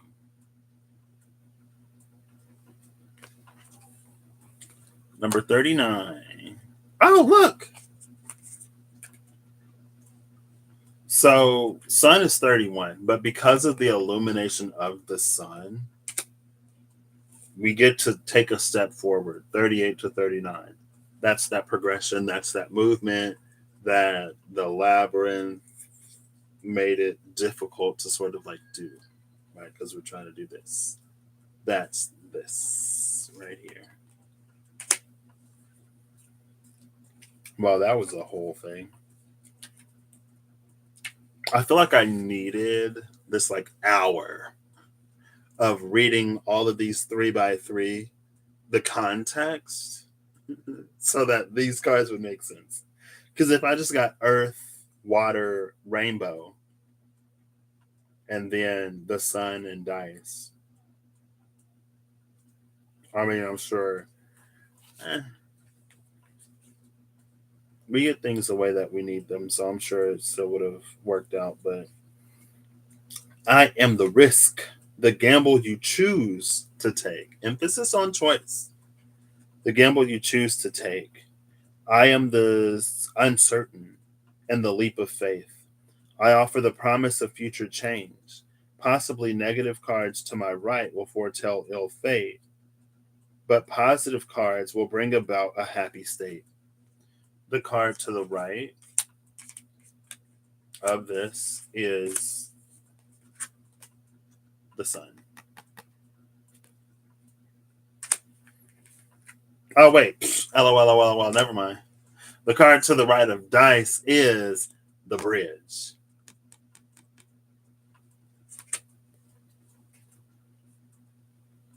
Are you feeling lucky? Well, are you? The two dice provide an element of chance and opportunity, of possibility and a new element to be introduced into the situation. They signify randomness and a risk that one chooses to take rather than the clover, which means discovered luck. The random outcome of the dice can either punish or reward and may influence the surrounding cards. The trustworthy dog is soon distracted. Excuse me. The trustworthy dog is soon distracted by his duties by the rolling dice nearby. Distracted from his duties by the rolling dice nearby. This would indicate a fair weather friend. Indeed. Alternatively, the dice card can indicate an attitude of playfulness as well as fun and games. It could also suggest risky behavior, such as gambling. While this card image appeared in early games similar to the prototype for the Lenormand, it is also a nod to the history of the deck, which was originally a game played with dice and cards. The dice are now incorporated into the deck in the same way the meanings of the cards have been fixed, rather than being looked up in a fortune book, as was originally the case. So,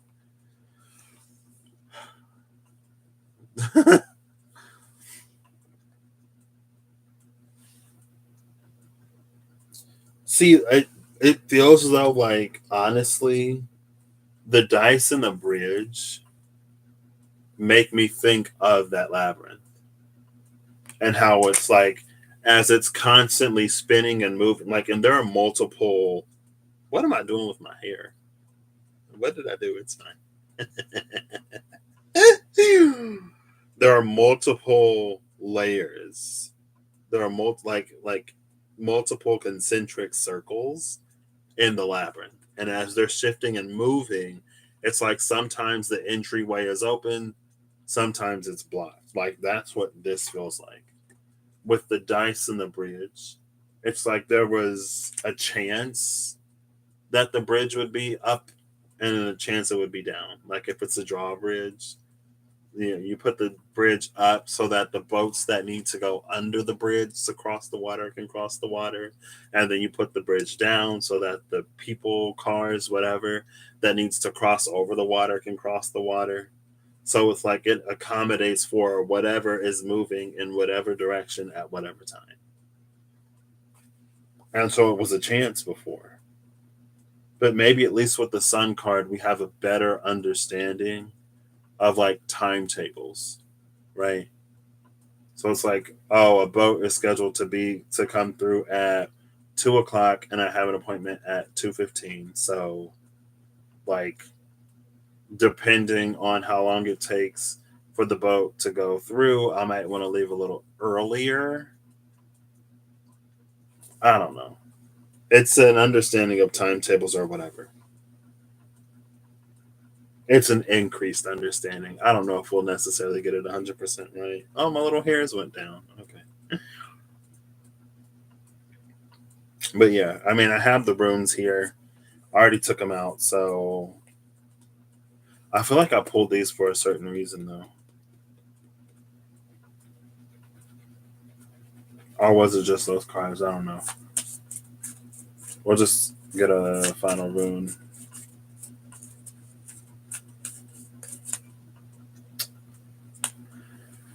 It's like three of them. Who is clever? The reason why I'm going to take these four runes is because Earth Masion was at the top. And it's number 43. I think I saw 43. Thy earthly power, Earth Masion. It's feeling like the blade. This is the blade inside of the earth. But it's also the thing that's like it's really easy to like not understand or to not perceive or to not see. Because again, it's like by the time I think it was I think it was at Flow, the Smoky Mirror and Earth, that's when we realized that the thing that we were missing we had the whole time. We just didn't know it. Or we couldn't recognize it and see it. Oof. Unwilly, willful resistance. It's almost like you couldn't see it because you didn't want to see it. There's something that we couldn't see because there was something else that we didn't want to see.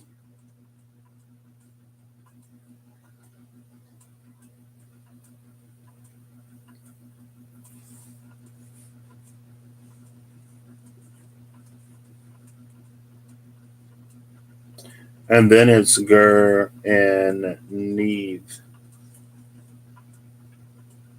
It's a shadow harvest.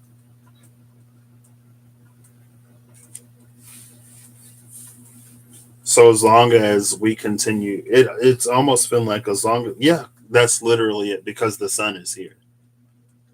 So as long as that thing that we don't want to see or that thing that we refuse to see, as long as we continue to not see that, there's something that we'll continue to not see. And it feels like the thing that we can't see might be the thing that we desire the most. But our vision is blocked and impaired by something else. And it's going to be harvested from the shadows. That was that key. The key and the, what was it at the beginning? It was that Thogan or Thorin energy. When I was like rustling around Thorin, the key of the shadows and stuff like that. It's that energy.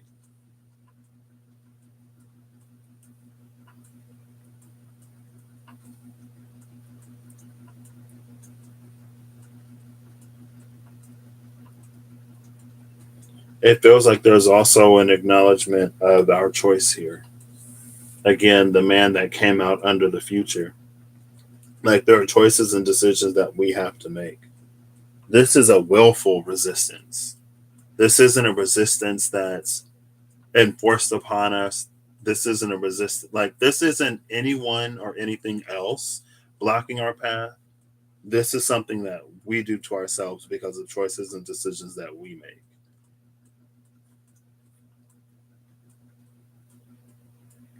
And that was, it felt like that was the thing about Neptune a hot second ago. It was like because we choose to willfully blind ourselves in certain areas or because we choose to blind ourselves to certain things, the veil drops like all over. It's like this is the veil, right? So if we're going to drop the veil because we don't want to see this here, the veil is going to drop on everything. The veil isn't like some squiggly what, like I want the veil to drop here and I want the veil to drop there, but I want to clear it up in like these other areas. Maybe it do work that like that. I don't know. What do I know? I'm just some dude in the middle of cornfields, USA. What do I know of how the operations of those shimmering things between dimensionalities? But that's what it felt. That's what the energy felt like. It was like we choose to veil ourselves in a certain area, aspect, way, but then we want clarity in other ways, and it's almost like it doesn't quite work like that. And maybe it's just like it's almost like from a logical standpoint, it doesn't work like that because it's like imagine trying to learn how a car works, but you don't want to be told anything about an engine or anything related to the engine. But you want to know how the car works in its entirety. But you don't want to hear anything about engines or anything even remotely connected to an engine. And it's like that's when it becomes a game of taboo. We'll try to teach someone how a car works without mentioning an engine or a carburetor or any of the vital components to the car. And then that's when, again, it becomes a whole thing. So I don't know. But the sun is here. This isn't a moon. So this is, we're seeing a lot. And like that was the big picture energy that that's the big picture vision that the hummingbird is coming in. That's the cleaner, clearer big picture that the wild woman, the time master sort of has as they look out, as they zoom out. They need that clarity. Right? Because it's like, what's the point of being able to see the parade from the sky if like you're above the clouds and it's super cloudy? Like you might as well like your sight would be better on the ground in the parade. It would be a lot more limited in scope, yeah, but like what are you going to see through the clouds? I think that's another reason, or it's another, I guess, support and like us not always having to be in a rush to get to a certain spot or to get to a certain place. Like this was gorgeous up until this point. It felt like it just got real. And I think sometimes maybe that's what, not always, but maybe sometimes that's what we need. Because it's like, again, it's like, you can go to a psychic, a fortune teller, a whoever. Okay. You know, assuming that I'm not talking to you, because if I'm talking, like, you probably know how this works, but like some rando person, right? Let's say some rando person goes to a psychic, fortune teller, whatever, and they ask that person, what am I going to be in 10 years? Like 10 years from now, what am I going to be doing? Where am I going to be? And we're going to go to our earlier example. I love that I picked astronaut because they're in space. They're not on Earth. Um, anyway, it's like they're like, oh, you're going to be an astronaut. And like, oh, really cool. And then so like they just wait for the day they're going to get a call from whatever local person who sends people to outer space. I could say NASA, but they're waiting on a call from NASA, but it's like they're not. It's almost like they get so comfortable in that confirmation that they don't do the things to position themselves to get that call. Right? It's like at the very least, like apply so that we know that you're interested.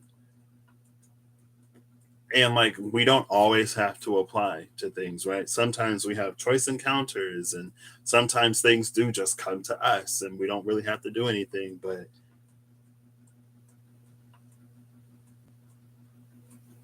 the things that are for us to do, we will know that it's for us to do. Sometimes we don't want to believe it, sometimes we don't want to do it, and if we don't want to believe it, if we don't want to do it and so it doesn't get done, that's on us, because the divine will let us know through our intuition, through our guidance, through our discernment, what those things are. They're not always easy. Sometimes they're difficult. Sometimes the very thought can trigger like a dark night. And then that's where we're sort of like spiral again. Again, not always, because I think there are also things that it's almost like it's just not time. like the world itself isn't necessarily ready, or it's almost like maybe technology hasn't caught up to what it is that you're trying to do.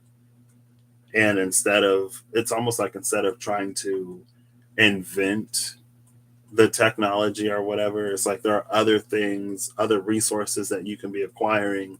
And then when the advancement comes, then you'll already have everything. It's like you gather the ingredients while someone else like cleans the pot or goes and buys the pot, so that by the time the pot is in the kitchen, you have the ingredients, you can go right to cooking. It's like when you're in the grocery store and you're in the back of the store where the stuff that you want is, like, get it while you're in the back of the store rather than you go to the front of the store and then you're like, oh yeah, let me go back and get that other thing. It's like, well, you were already back there. Why didn't you just get it when you were back there? That part is completely irrelevant. Just disregard all that. I don't know. It's just like sometimes if I'm like shopping with somebody and like we go back and forth and back and forth and back and forth in the store, I'm like, but we were already back here. Like we literally walked by this.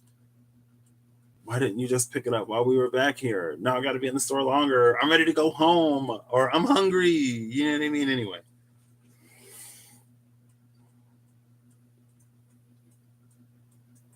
But I think that's a part of the realization that we have. I think a lot of that falls into the like, oh, it was like always there. I just didn't see it.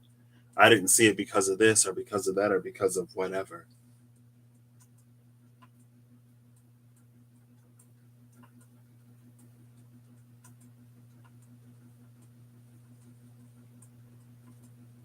Anyway, I guess it's just like it feels like there is such an opportunity for a drastic upshift. But A, I don't know if it's just gonna come. And B, I don't know like what it'll take to sustain it. And so I personally would hate for anyone to feel like they missed out or to get what it is that they were asking for, desiring, manifesting, dreaming of, waiting for, and then to, because of their own whatever, like lose it. But different people's paths are different people's paths and different people's journeys. You know what I mean? Like, although I would personally like not wish that for anyone, and I would like much rather like people get the thing that they want and they keep it, and it like the child gets to mature and grow in a great space rather than in the spiral. Because when we grow up in spirals, it's really easy to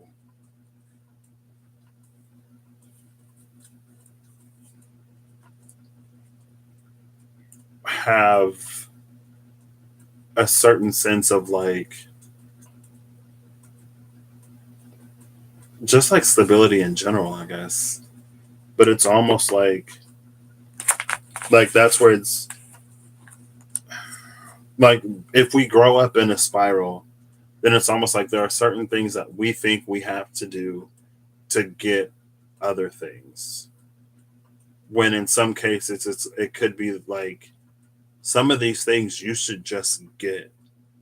Like some of these things you shouldn't have to work so hard for. Like in an environment, in a proper environment that is full of like all of the great things that a person needs to thrive or and or at least survive. It's like if you get a pet and like whenever your pet is hungry you feed them, right? Like, not to say that we should be the same, but not to say that we shouldn't be. If we have a need, the universe should be able to meet it. But because of lower world, Earthkeeper, whatever, that correspondence between like having a need and fulfilling that need gets weird. People, society, whatever. I don't know.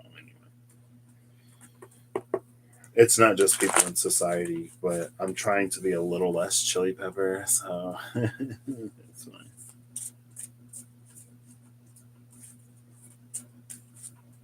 Honestly, I guess I'll go ahead and I'll say this here because it's something that's been bothering me for a hot minute, and I never addressed it, and I've been feeling like I want to. Um, if I, especially like,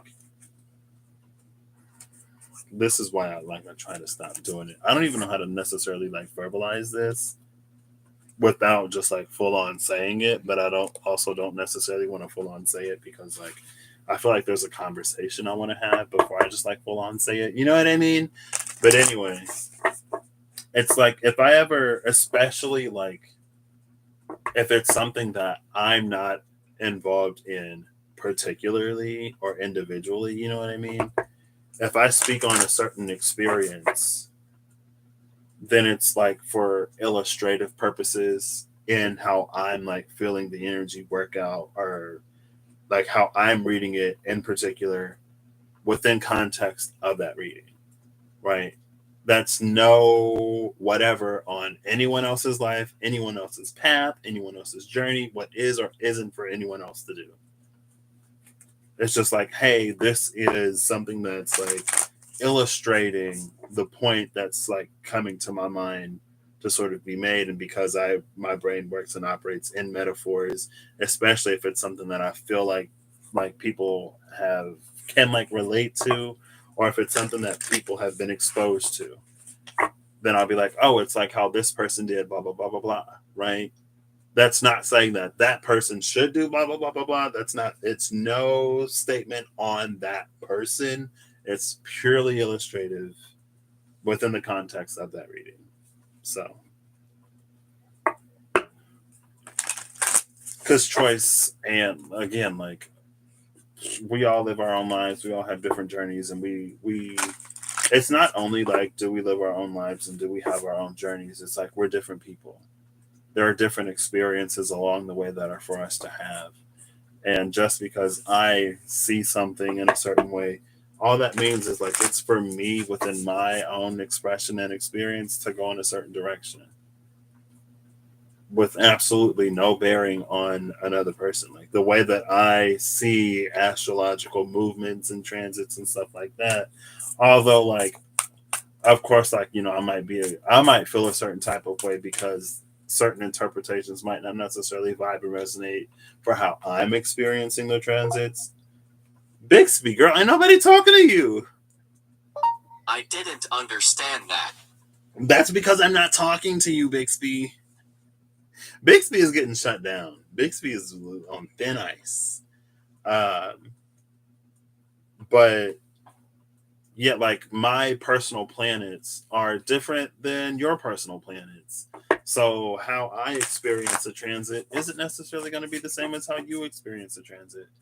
Because I'm going to have different aspects in my chart pinging, and you're going to have different aspects in your chart pinging, right?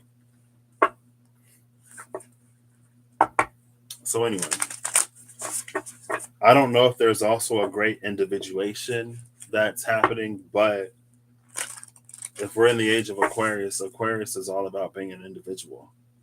It's I guess Aquarius is interesting in that way that it's about being an individual, but it's also like collectively focused.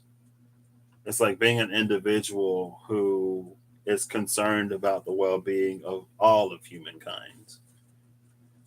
So anyway, thank you, Holly. I appreciate that. I just feel like it was something that needed to be said. Um, ooh, the moon and the crow.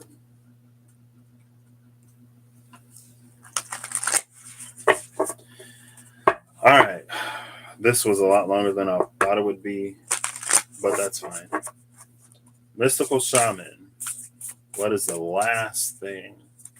Oh, no, no, with their face down. How many cards is this? It's three cards. Oh, I've been reading them in three. So the Rainmaker, the Gatherer, and the Journey are the last three cards. It's almost feeling like Mother Maiden Crone or like Hear No Evil, Speak No Evil. say no, hear no evil, see no evil, speak no evil. And it's very like like a Trinity energy, three something.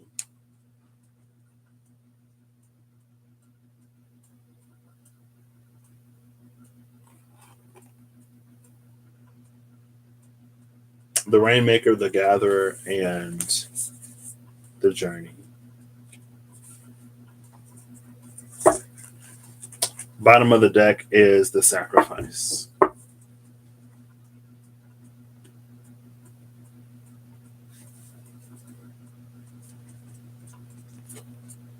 So there we go. What I like about the Sacrifice, not only is the number 44,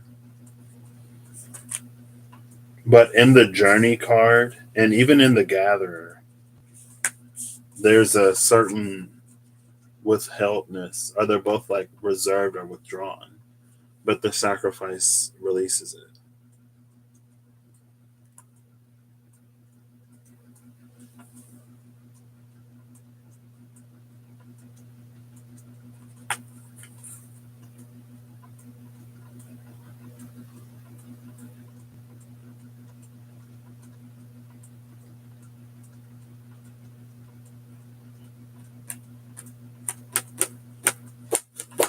It's making me think of the serpent shedding its skin again.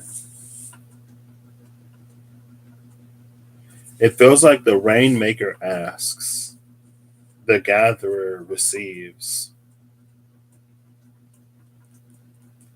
and the Journey,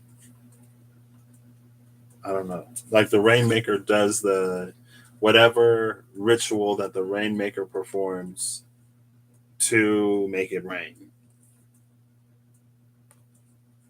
The Gatherer, it's a little hoardy feeling, like it's hoarding.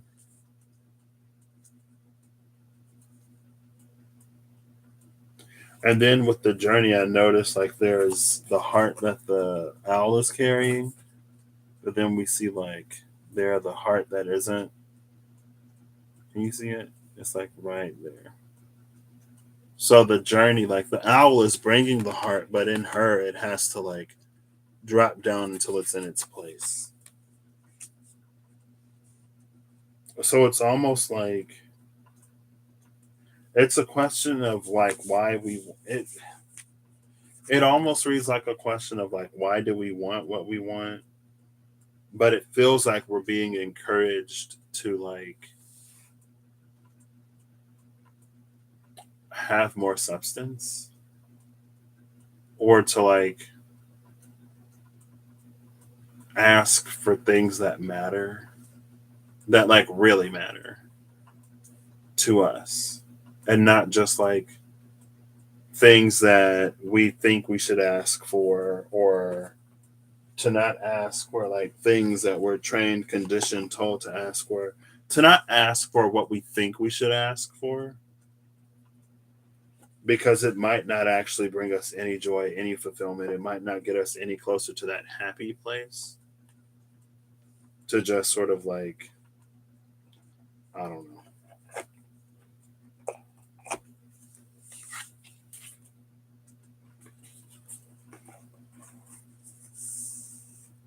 It's just so that it really matters to us, I guess.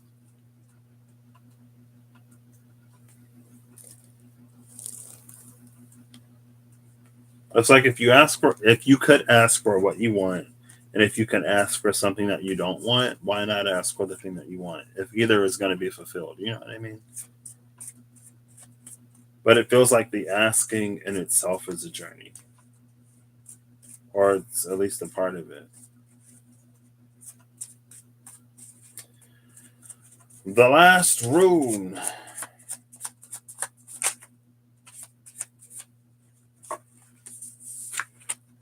Oof. Well, oof. Somebody flipped over. Ooh, fail. Or Fey. Abundance. Wealth, livestock. The card that came out is number 20. Man.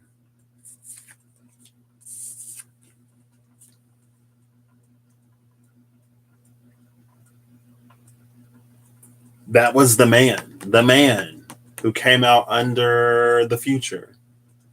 It's our choice. Or it's like it's in some ways that abundance is a result of the choices and decisions that we make. There you go. Because I think sometimes it's like, well, yeah, of course I choose abundance. Like, who wouldn't choose abundance? Who wouldn't choose happiness? Who wouldn't choose joy? Who wouldn't choose whatever? But sometimes a lot of those things, a lot of those feelings are the result of choices and decisions that we make. You know what I mean?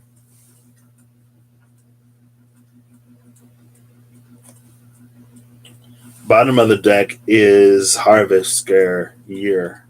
Oh, let me take this off. Bottom of the deck is at harvest again. Harvest being the fulfillment of those wishes and desires. Why not ask for the thing that we really want? Oh, I was watching, I think I was watching Eve's Taurus video when it was like, I feel like it was her video, but it might not have been. Like, I feel like it was that video in particular, but it might not have been. But it was like, it was when dreams change. It's like, because it was like the Five of Cups and something else. And then there was like a hangman and something else. And it's like, when we are in a Five of Cups, Three of Swords, when we're in the space of lack, when we're lacking whatever, when we don't have something that we want, a lot of the things that like we desire or the things that we wish for is to have those things. But after we get those things, what do we desire then? What do we wish for then? For some people, it's to reach a space where they don't desire anything. For me right now in particular, that's not my path, my journey, my walk, and I don't desire for it to be. Um, but it's like when we're not in that space, it's just like we wish for different things. We desire different things.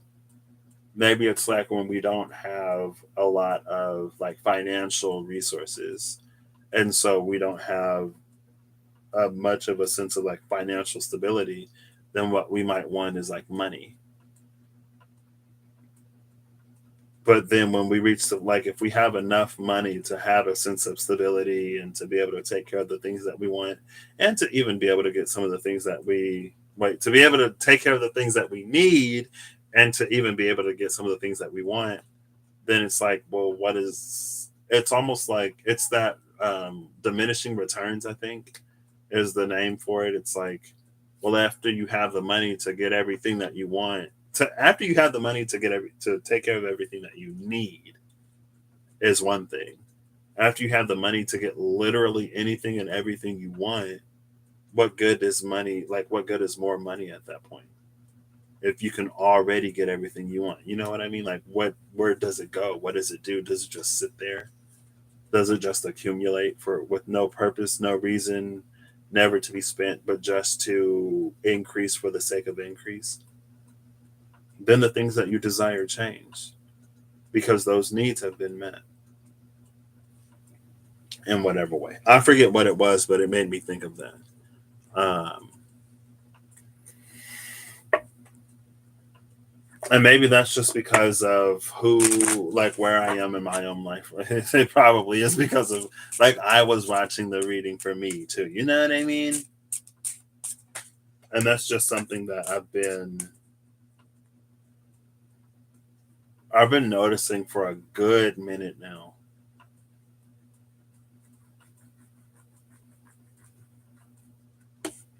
The letter, is that the seven of, oh, it's the seven of spades, seven of spades, seven of swords, the letter 27. Today is the 27th. Oh my gosh. I'm gonna give this another shuffle because the scythe is still at the bottom of the deck. Oh, well, maybe I won't because the heart is behind the scythe now.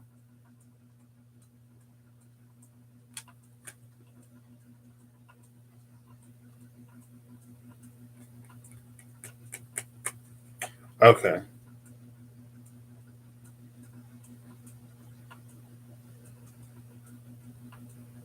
So I guess in the particular cases, situations, and instances where something that we desire, it's not entirely for us to decide. Like there are other people who have their own free will who are involved in the manifestation of whatever. Like let's say you want to go into business with a few people in particular. Well, it's like they should probably want to go into business too. And they should probably want to go into business with you as well. You know what I mean? Because we all have our own choices and decisions to make. It feels like this letter communicates where someone else stands on a certain choice and decision. And it doesn't even have to be a person, it can be just like the environment in general. Going back to the assembling all the ingredients while someone else gets the pot. It's a potluck, right? Everyone brings something, so you don't have to worry about bringing everything. Just bring the one thing that you bring. And even if it's paper plates, or even if it's plates and cups and like spoons and knives, like you got to have something to eat on, right? Not everyone is culinarily gifted. You know what I mean? Anyway, it feels like this little bit of communication is all that's needed to really get something started, to really get it going. Because it feels like there's almost an unspoken reciprocity here. Or it's just like these are things that are coming into a space of aligning.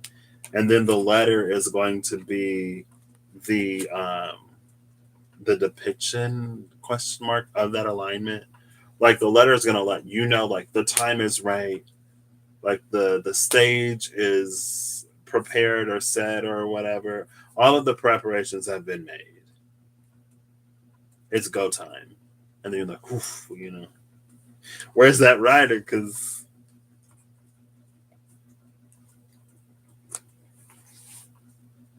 so maybe just like overall, maybe there were things that you wanted to choose. Or like maybe there were things that you were choosing and pursuing, but for some reason it's like it wasn't working out. It's almost like things would always fall apart. But whatever force, and I guess this is kind of going back to the gate of Sahakya with the standstill, whatever force that was keeping things separate, at the very least, it feels like it's going to be easing up. To some degree, it might be like putting things together, where at first it had kept them apart. And that feels like it speaks to maturation. There were things that were for you to experience, let alone heal from or learn or grow or whatever, like ways in which you were to grow or whatever. It's just like more generally, there were things that were for you to experience before something became your reality.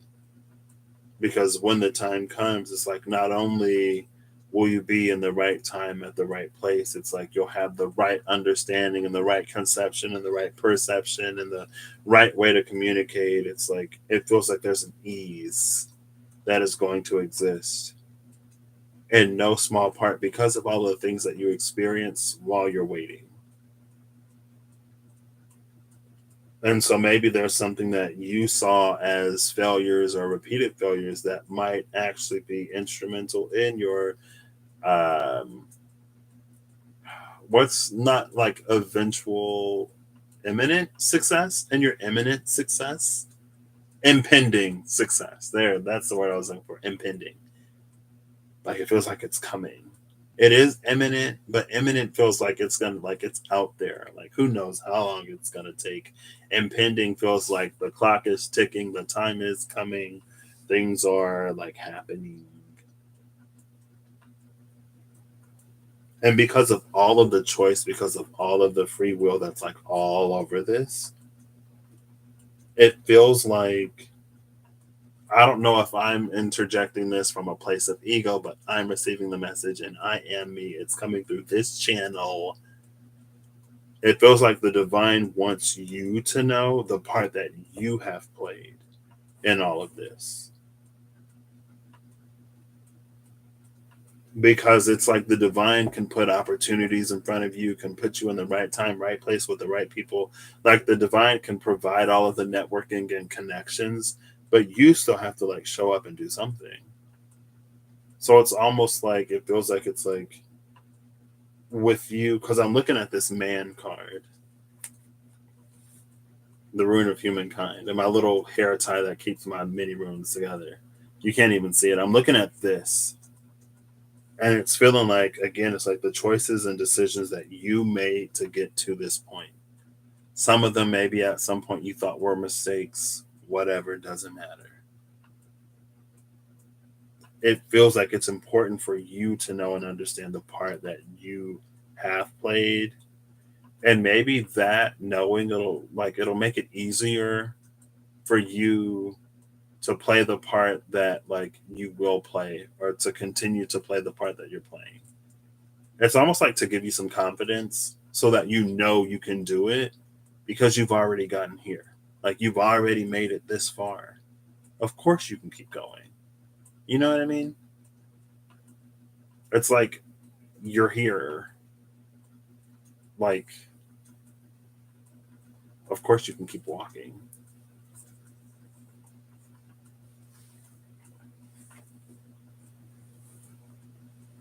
I don't know. It just feels important for some reason. So, with all of that, with all of this being said, I guess this is, it's fine.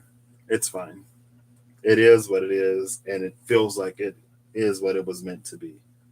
Um, I'm sure there is much that I'm going to take from this as well. I might have to rewatch it because I don't know. Well, maybe not. Well, just keep swimming. Just keep going. Things are shifting, changing, moving. We're in Libra season with Libra and Justice. All is. It's interesting that we're in a we're in Libra season and all of these planets are retrograde.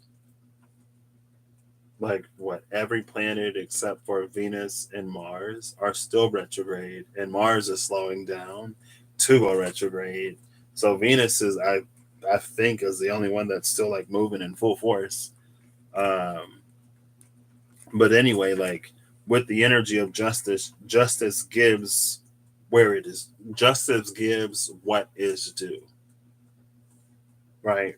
And I think that was part of the energy of like our choices and decisions are what sort of like set the stage for us to receive certain things.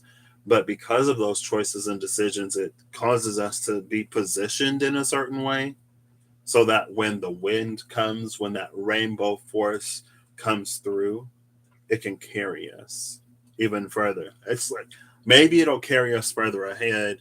Maybe because of how we're positioned, it'll blow us back a little bit. Maybe we'll be relatively unaffected. You know what I mean? It all depends on individual orientation, alignment, and all kinds of stuff. And what your path is. You know what I mean? That's why that's why it does us no good to compare ourselves to others. I don't know if anyone is doing that, but anyway. I hope you all have an amazing whenever you see this. I hope you're acting in alignment to make all that you wish to experience your reality. And I hope that the wheel turns in a way that frees you from the spiral, or it puts you in a pleasure spiral where things just keep getting better. I guess even in the other spiral, because of the medicine, things get is I guess I feel like there's a difference between like things getting better and things getting less bad. You know what I mean?